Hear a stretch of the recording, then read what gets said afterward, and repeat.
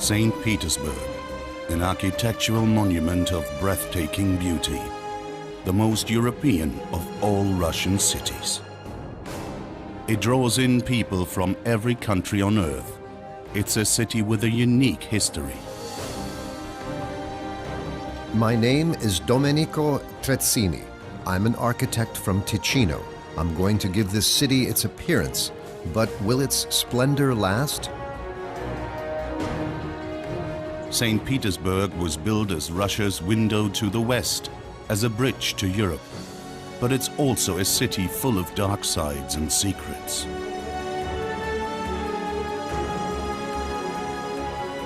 I'm Alexander Pushkin. I made the Russian language the language of poets. I helped the Russian soul express itself. I gave expression to love, but also to hate and despair. Tomorrow, I'm going to fight a duel. Death will be a release for me. The city has been the scene of massive revolutions, and it was renamed Petrograd and later Leningrad. In the Second World War, it went through its worst period. The Germans tried to starve the city. They pulled their noose around it even tighter. The Leningrad blockade lasted for almost 900 days. More than 1 million people starved or froze to death. My name is Tanya Savicheva. It's my dream to become a singer. My mother's worried. We've got almost nothing to eat anymore.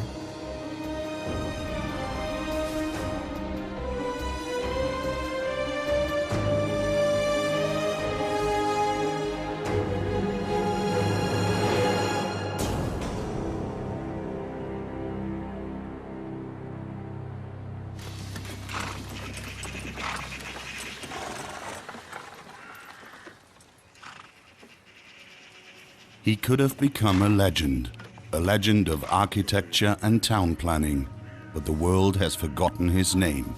In spring 1704, the architect Domenico Trezzini arrived on the Russian Baltic coast. It was a cold, inhospitable region that was deeply foreign to him. Trezzini grew up in a small village in Ticino.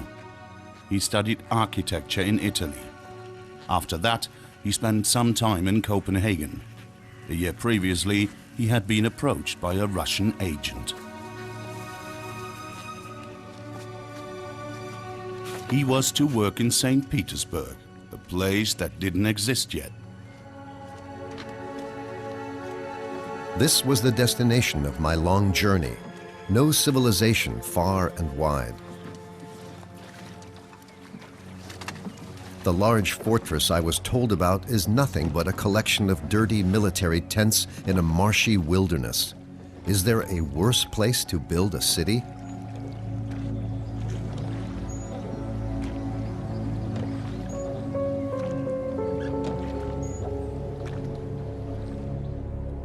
One year earlier, in 1703, Tsar Peter the Great had ordered the founding of a new city. He wanted to open up the huge Russian Empire to Europe, thereby leading it out of its backwardness. He planned to place Russia's window to the west at the spot where the Neva River flows into the Gulf of Finland.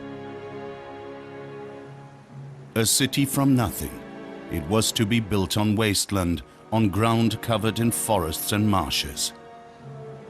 His city, magnificent, monumental, unique.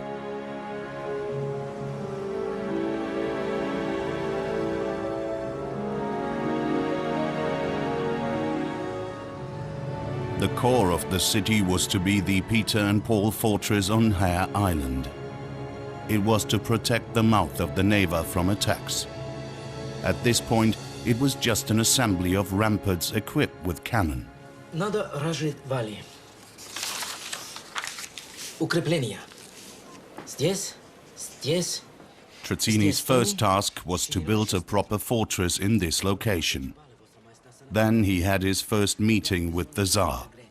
It was fortunate he'd learned a bit of Russian beforehand. Но тяжело их вести сюда. У нас уже много работы. Много работы. If only Tsar Peter would say something. Господин Trezzini, Произошло несчастье. Пойдемте со мной. Another worker had an accident on site. Ваше Величество.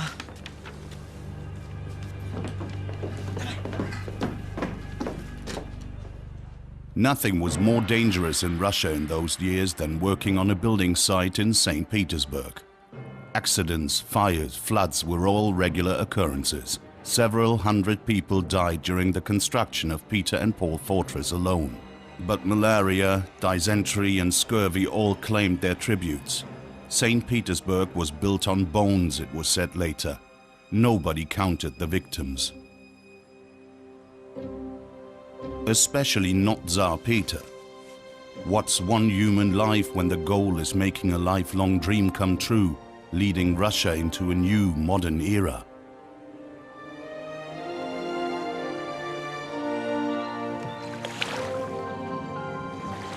Domenico Trezzini's discipline and hard work quickly allowed him to rise in the Tsar's favor.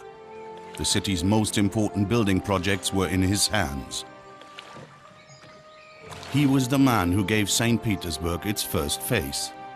Trezzini came up with his master plan. He determined the road and canal network.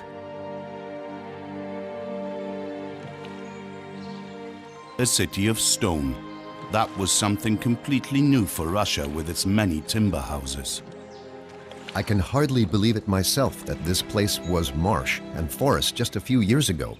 What a unique opportunity to build a new city. St. Petersburg was to be the new capital of the Russian Empire. Trezzini produced countless plans for gardens and palaces, bridges and parks. Will coming generations also appreciate my city? His masterpiece is now one of St. Petersburg's landmarks, the Peter and Paul Cathedral, right in the middle of the fortress on Hare Island. It's still an attraction to countless tourists today. It was built in the early Baroque Dutch style that characterized the Tsar's new residence in the first decades.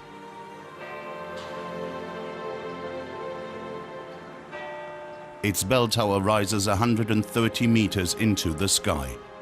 A carpenter and 7 of his brave colleagues risked their lives to install the gilded tip. Trezzini constantly wrote letters to the head of the building office. He was worried about his workers. The number of accidents was increasing. The sick often received no medical treatment. A few days earlier, 20 carpenters had gone on strike because they hadn't been paid. They weren't even able to buy shoes to work. How about him? Was his work appreciated? Some of his colleagues were paid far more than he was, even though they only worked half as much. That was reason enough to write a letter directly to Tsar Peter.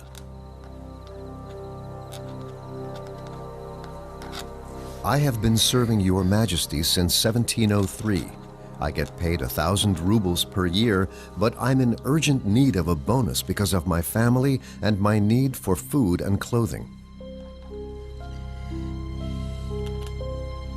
Tsar Peter appreciated the work of his great architect. He even became the godfather of one of Trezzini's sons. But he didn't grant him any more money. Trezzini gave all his energy for the new city. He trained apprentices and wrote letters to give his workers the best conditions possible. In addition to that, he had a wife and 9 children to feed. His worries got worse year upon year until he couldn't go on. On the 19th of February, 1734, Domenico Trezzini died at the age of 64. He was up to his eyes in debt.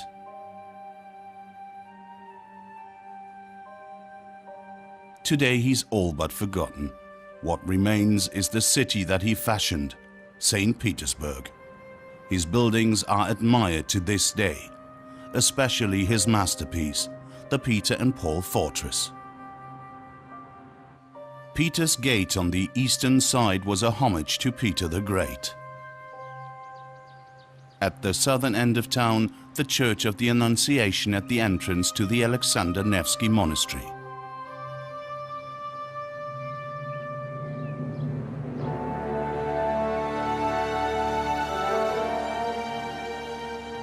But his star shines all the brighter. Peter the Great, the founder and eponym of St. Petersburg.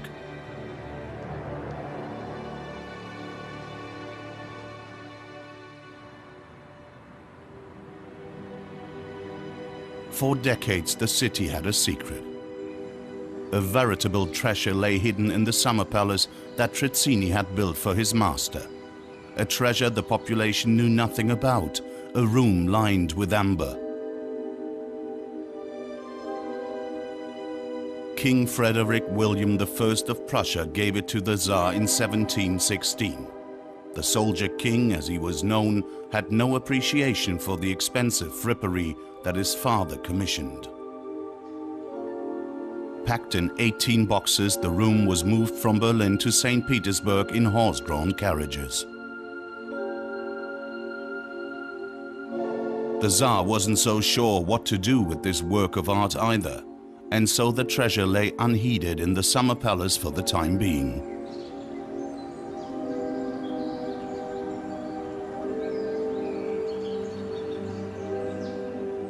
It wasn't until many years later that the Amber Room was completed and given its place in the Catherine Palace in Tsarskoye Selo, the Tsar's summer residence just outside of the city.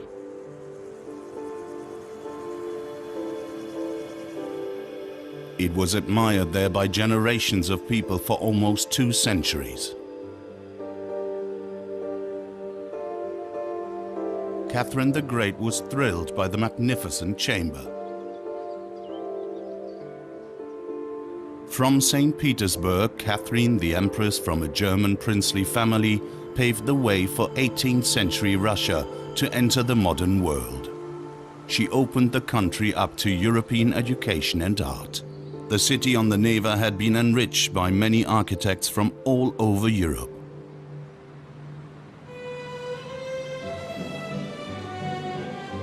"100 years later, St. Petersburg had long since become the heart of Russia's social life. It had an atmosphere full of pomp and magnificence, but also of vanity, envy and betrayal. After the war with Napoleon, French, the language of the European aristocracy, had become the language of the enemy. But Russian was the language of peasants, not the language of the aristocracy or the literati. It wasn't until the young poet Alexander Pushkin came along that Russian became acceptable at court. Russia's high society met in St. Petersburg salons for witty conversation about art, literature and politics. Many officers fought side by side with Prussian and Austrian soldiers during the war with Napoleon. Now they were full of hope for reforms, for a constitution that would put limits on the Tsar's absolutism. But anyone voicing such ideas lived dangerously.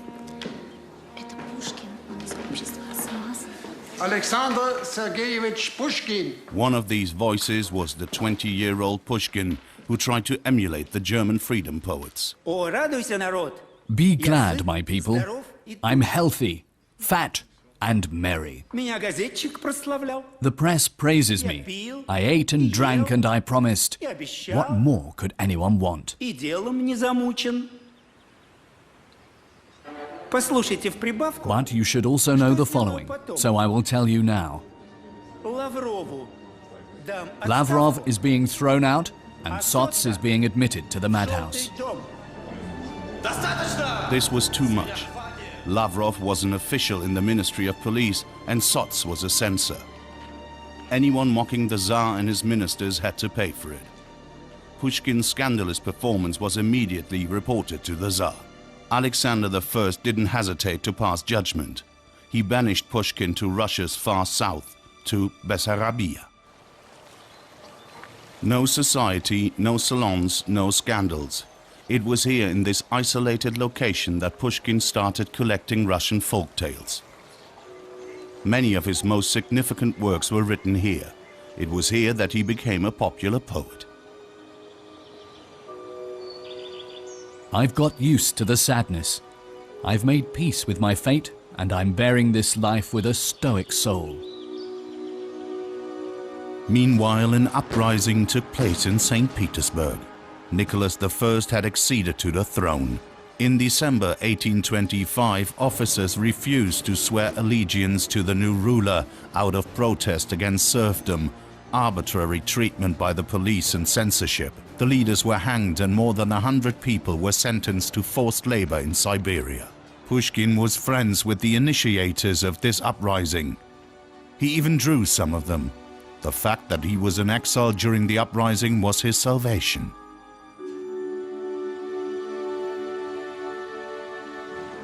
One year later, Pushkin was allowed to return to St. Petersburg. But from now on, the Tsar wanted to assess all of his works and censor them personally. He commissioned Pushkin to develop a history of Peter the Great, an imperial commission. Could there be a greater humiliation for the poet of freedom? Now it was he, the Tsar's minion, who was being made fun of. Очень хотела это увидеть. Вы меня с собой возьмете? Такой красивой дамы, как вы, я не могу ни в чем отказать. There were rumors that his beautiful wife Natalia was secretly enjoying herself with the French nobleman Georges Charles d'Ont, the darling of all the ladies in St. Petersburg. Wicked tongues even claimed that the Tsar himself had his eye on the young woman. Anonymous letters in which Pushkin was exposed to ridicule had been circulating for weeks. St. Petersburg society was reveling in spitefulness. Наталья, прошу вас. Pushkin confronted Baron d'Ont several times, but he admitted nothing.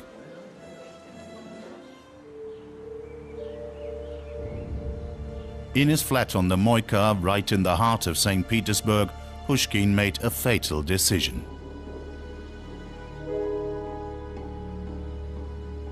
He couldn't bear being the target of ridicule at court and an aristocratic society any longer.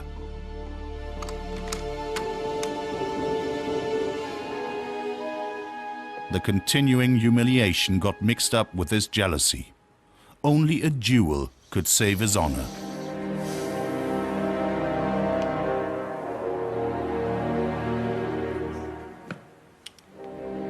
He confessed to a friend that he sought death.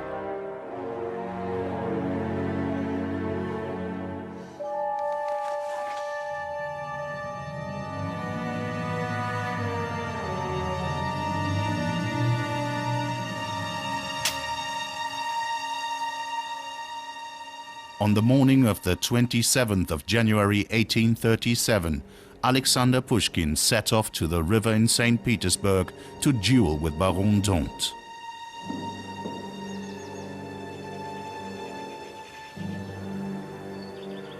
"The bloodier, the better," he wrote.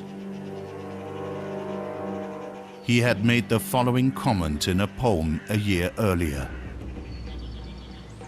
No, I won't die fully, as the story goes. The soul will survive my ash and escape decay, and I will be vaunted for as long as there's at least one poet left on earth.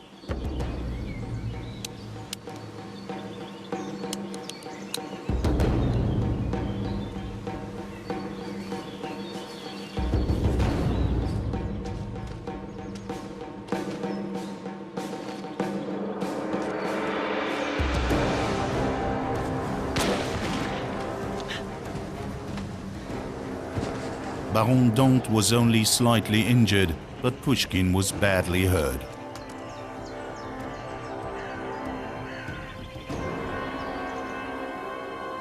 Two days after the duel, Alexander Pushkin, who, as a great popular poet, gave the Russian soul a voice like no one else, died. He was only 37. His friend Alexander Turgenev cut off one of his curls to give posterity something to remember him by.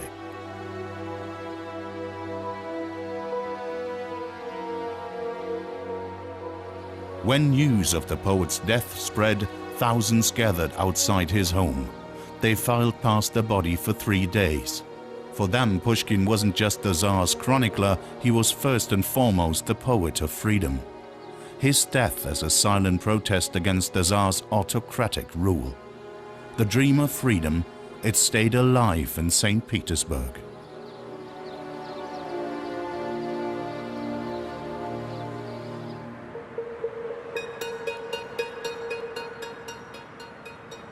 St. Petersburg. For 2 centuries, the city wasn't just the center of court and social life. It was also here that the dark side of power was concentrated. A place that embodies all of this is house number 16 on the Fontanka. For decades, it was the seat of the political police. Countless confidential letters by informers were assessed here. It was here that decisions were made about banishment and forced labor. There's no monument or plaque commemorating the victims of the Tsar's secret police. 16 Fontanka is a forgotten place. Despite the arbitrariness and violence, the age of the Tsars was coming to an end. Revolution broke out in the middle of the First World War. In February 1917, Nicholas II was forced to abdicate. Tsars had ruled Russia for almost 400 years. All that was over now. A provisional government took power in the city, which was now called Petrograd, because Petersburg sounded too German.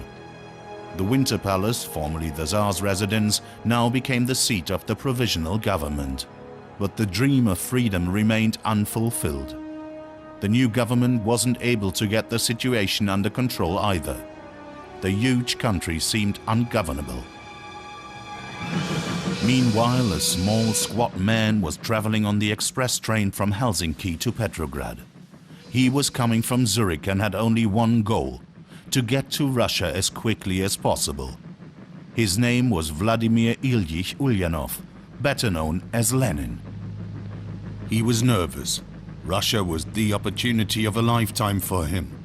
One of his companions commented shortly before they set off, "Either we're ministers in 6 months' time, or we'll have been hanged." What hardly anyone knew was that the train journey had the approval and active support of the German government. Lenin traveled through Germany with diplomatic status. His train carriage was considered extraterritorial. The German goal was for Lenin to proclaim revolution in Russia. This, they thought, would sap the country's will to continue the war with Germany. After a detour via Sweden and Finland, Lenin arrived at the Finland station in Petrograd shortly before midnight on the 3rd of April 1917. The original train can still be seen there today. He didn't waste any time making sure those knew who had returned home. He proclaimed a revolution that same night on the square in front of the station. The dream of communism, the dream of a just world. The factories were to belong to the workers and the soil to the farmers. Just like Peter the Great, Lenin wanted to modernize the country. But this time the wealth was to benefit everyone. However, Lenin first needed power and then peace. One day after his arrival, the head of the German military intelligence service in Petrograd sent a message to Berlin. Lenin's arrival in Russia successful. He is working as desired. The German general staff didn't just organize the journey. For years it had been giving money to Lenin's party, the Bolsheviks. The German-Russian money trail ended in an inconspicuous flat in Petrograd's Baskov Street. This is where the money was laundered. The flat was home to the Polish lawyer Mieczysław Kozłowski. He channeled the millions from Germany straight into the Bolsheviks' kitty. The Bolsheviks were thereby able to build a powerful party and fund the printing of their newspaper, Pravda. After just a few months, total circulation had risen to more than 3 million. Money was never a problem for the Bolsheviks.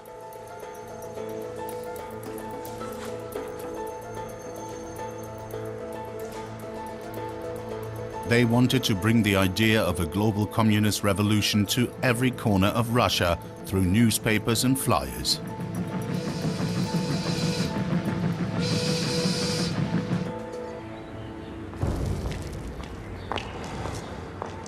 But then the Russian Secret Service struck. Early July 1917, a money courier was on her way to the secret meeting place in Baskov Street to deliver the latest funds from Berlin.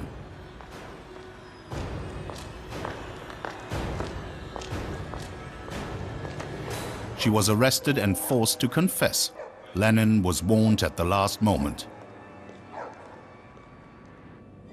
By the next day, there were flyers with the sensational story all over the city. Lenin, a spy? Lenin had to go into hiding.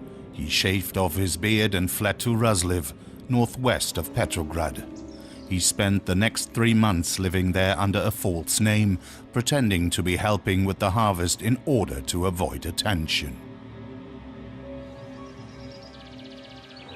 At first he lived in a simple wooden house, then later in a hut made of reeds. It was here that he developed his goal for the coming months, the dictatorship of the proletariat.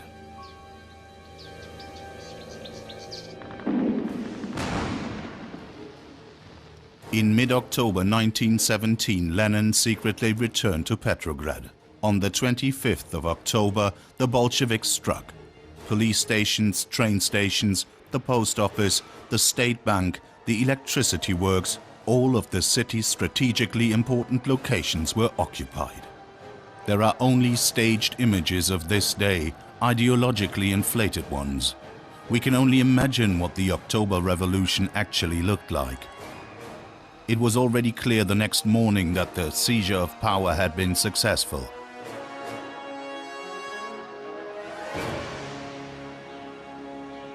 Lenin now resided in the Smolny Institute, a former educational institution for aristocratic daughters on the outskirts of Petrograd. He had proclaimed just a few weeks earlier, "We're ready at all times to hold all the power in our hands." Now the time had come. As the chairman of the Council of People's Commissars, Vladimir Ilyich Ulyanov became the new Russian leader. He still wrote his pseudonym Lenin in brackets at this time. A rapid climb from the cellar to power. My head spins. The German money kept on coming. A few days after the revolution, the German General Staff made a further 15 million marks available in order to keep Lenin in power. The plan was successful. In return, Russia relinquished large parts of the west of the country in the Treaty of Brest-Litovsk in 1918 and declared the war to be over. Germany was finally free to focus on its war with Britain and France.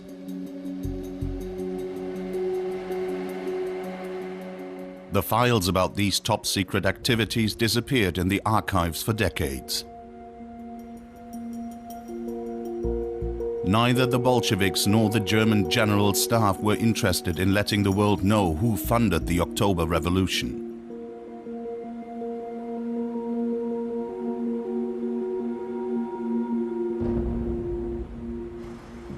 Lenin moved the seat of government back to Moscow.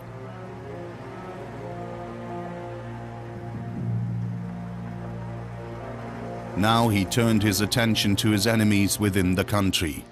After the Tsarist secret police came Red Terror. A document kept under lock and key for decades. Comrades, we need to set an example. At least 100 known kulaks, wealthy individuals and leeches need to be hanged. Do this in such a way that even people hundreds of kilometers away see this and tremble. Lenin. Those who didn't agree with Lenin were silenced. Freedom remained a dream. What about Petrograd? Monuments in Lenin's honor were erected in the city on the Neva. It wasn't to be seen as the city of Peter the Great anymore, but as the cradle of the great proletarian October Revolution, Leningrad.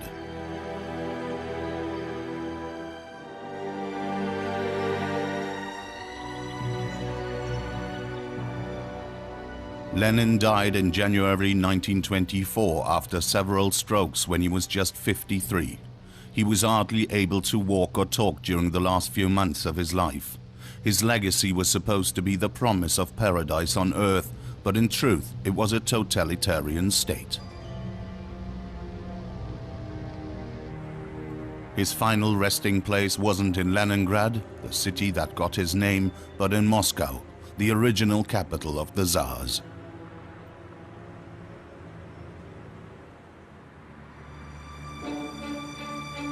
The people of Leningrad didn't let the renaming affect them. They affectionately continued to call their city Pyotr, the Russian for Peter. The worst trial still lay ahead. The magnificent city became the scene of an unspeakable tragedy in World War II.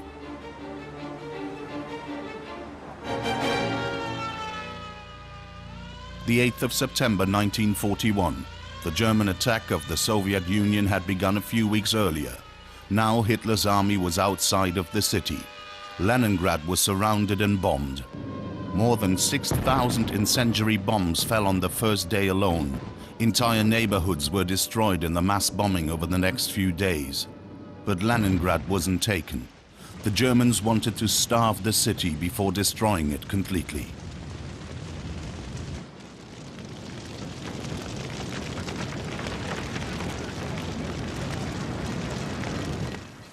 The 11-year-old Tanya Savicheva, a happy girl, was one of the people living in the besieged city. She dreamed of becoming a singer. Tanya lived with her mother, grandmother and 2 siblings on Vasilyevsky Island right in the middle of the besieged city.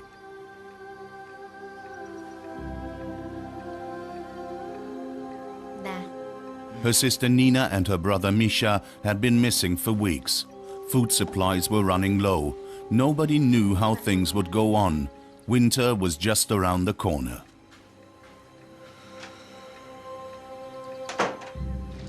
Those who could store up food did so. The city braced itself for a terrible winter. Artwork, statues and monuments were packed away and brought to bomb-proof cellars or, whenever possible, taken out of the city.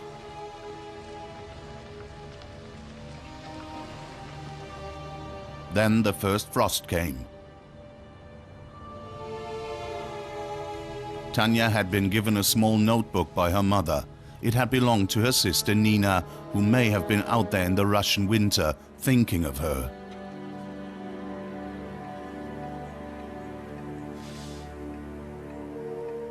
It snowed heavily yesterday. We can't heat the flat properly anymore.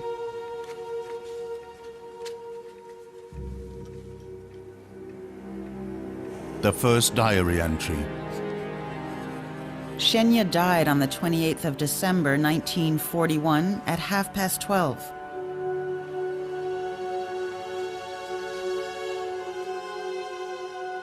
Shenya was Tanya's elder sister. She was only 32.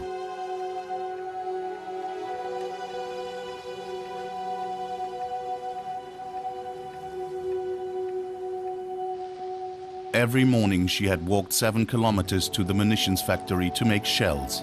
Then the way back, another 7 kilometers. On the 28th of December, her body couldn't cope with the strain anymore. Что, опять этот хлебный суп? Да, извини.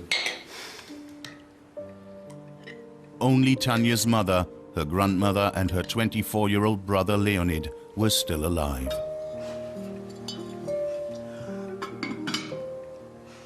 The Leningrad blockade had gone on for 3 months already. Shenya's death was only the beginning. The city's inhabitants were to die of starvation. 3 million people. That's what the German regime decided. By December 1941, more than 50,000 residents of Leningrad had died.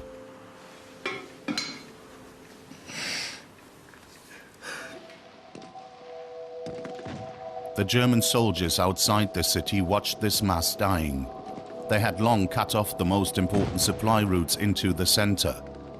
The official position was that Germany had no interest in maintaining the population.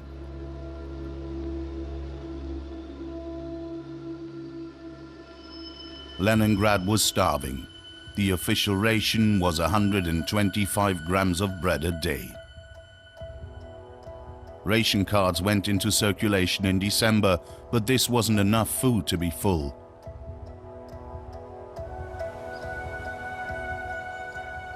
The only way for food to get into the city was across the frozen lake Ladoga in the east. The Road of Life, as it was called, was the last hope for the people of Leningrad. But the transports weren't enough to feed everyone. Vehicles fell through the ice when the weather warmed. No family was spared. Tanya commented at the end of January, Grandmother died on the 25th of January 1942 at 3 o'clock in the afternoon. 2 days after Tanya's 12th birthday. Leningrad, formerly the proud city of Petersburg, was slowly and pitifully breathing its last. The supply chain had collapsed. Those who had the strength to help themselves and others got what they needed to survive by whatever means possible.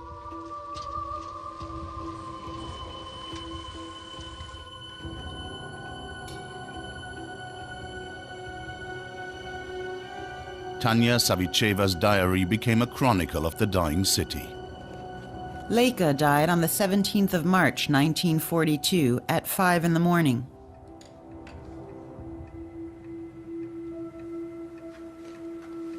Now her brother was dead as well. A short while later, her two uncles died.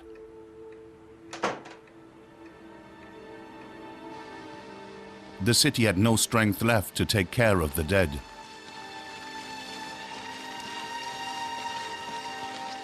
The dead bodies were taken to the cemeteries on sledges, where they were buried in mass graves.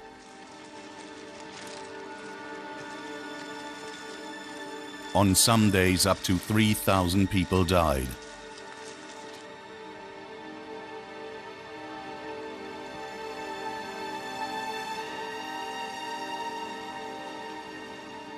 Some things that happened during this winter were too terrible to make public.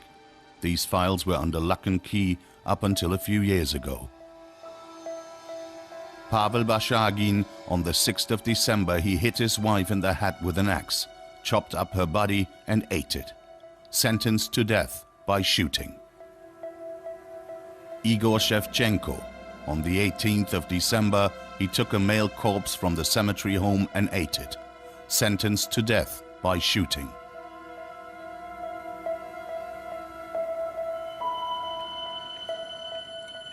Soon, all that was left to eat was soup out of scrap bread, soaked wallpaper, and wheat paste.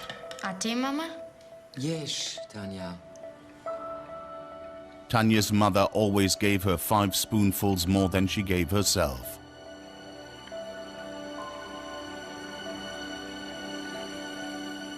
Almost 1 million people died during the first winter of the blockade.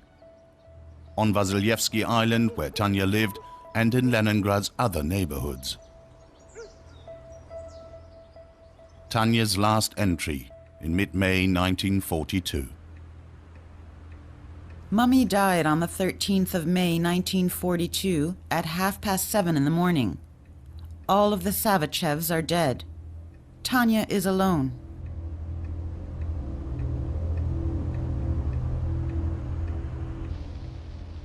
Tanya was found in her flat in August 1942. Together with 140 other children, she was evacuated from Leningrad. She spent 2 years in various orphanages and hospitals. Leningrad survived. On the 27th of January 1944, the terror came to an end.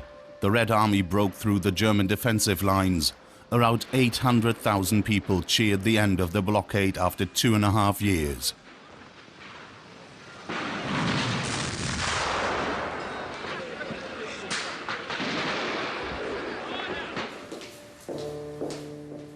But it was too late for Tanya. A doctor noted, Tanya needs rest, special care, food, and a better climate, and especially loving motherly affection. Her heart stopped beating on the 1st of July 1944.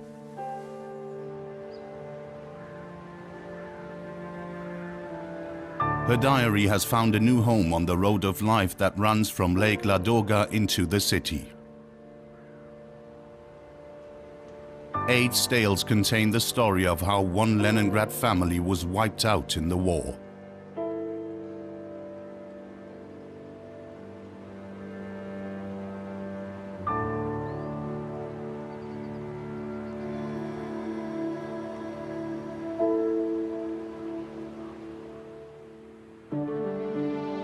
After the end of the war, residential neighborhoods were built around Leningrad's old center. The population grew to 1 million, a bustling city.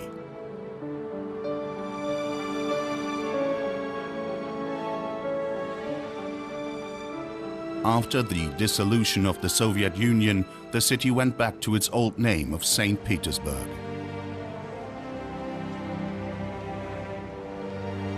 It has been remembering its roots as the Tsar's residence and is attracting more and more tourists.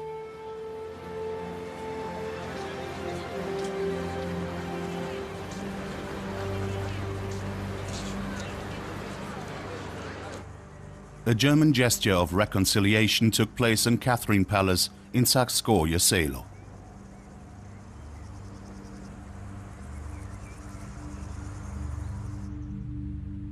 German troops had completely destroyed the palace in the Second World War. The Amber Room, which had been admired here for almost 200 years, was lost.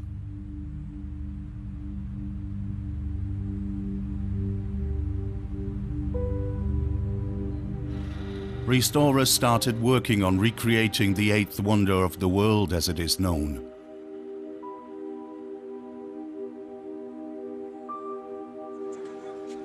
A German company donated several $1 million towards the reconstruction of the precious chamber.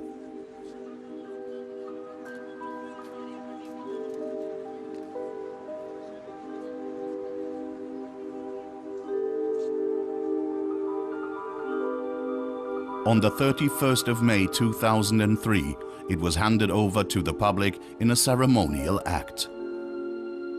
The Amber Room. Since Peter the Great, it has been considered a symbol of German-Russian friendship. The fact that it was possible to go back to that after the Second World War is an important signal for both peoples.